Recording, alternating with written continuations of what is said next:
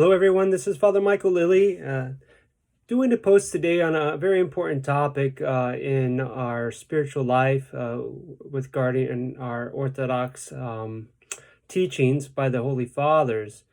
And this is on the topic of the royal path.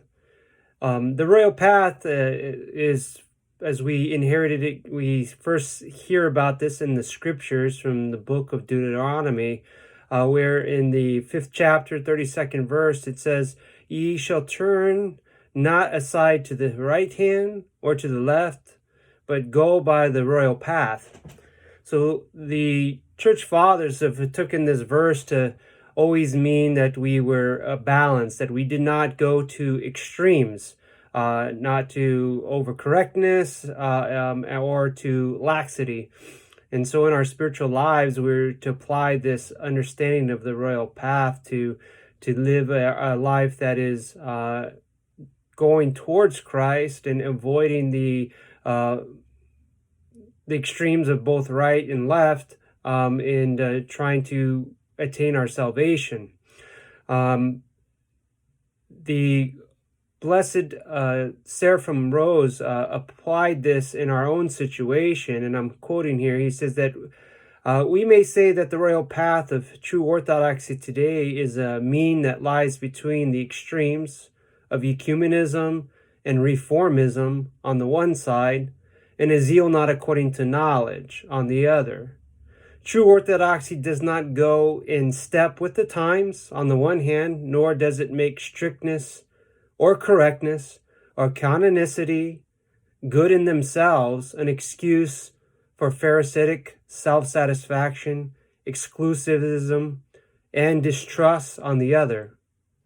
This true orthodox moderation is not to be confused with the mere lukewarmness or indifference, or with any kind of compromise between political extremes. The spirit of reform is so much in the air today that anyone whose views are molded by the spirit of the times will regard true orthodox moderation as a dose to fanaticism. But everyone who looks at the question more deeply and applies the patristic standard will find the royal path to be far from any kind of extremism.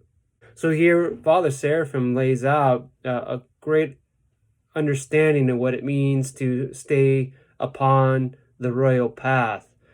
And we can take this spiritual measure of being balanced and not going to extremes into all facets of our life, not only in our spiritual dedication to the church, but also in our hobbies, in our family lives, in our work, in our how we approach our health. Everything needs to be done in moderation and not going to extremes. And if we do this, brothers and sisters, then we can live a life that is worthy of calling ourselves true Christians. I myself know that it is difficult to live in the middle path. When we set out to live a balanced life, we also attract detractors at times.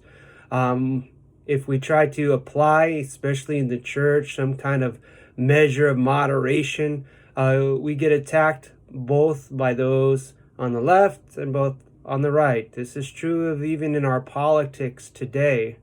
I've been called heretic. I've been called somebody that's overzealous. In both manners, you get pinched from both sides. And if this is happening in your life, both in the church and in the outside world, then I think maybe you're on the right path, the royal path. It's not an easy path to trod, but we all have to do it. This is what keeps us balanced. It keeps us our minds in the right place, focused on Christ and not being some kind of fanatic on either side of the extreme poles.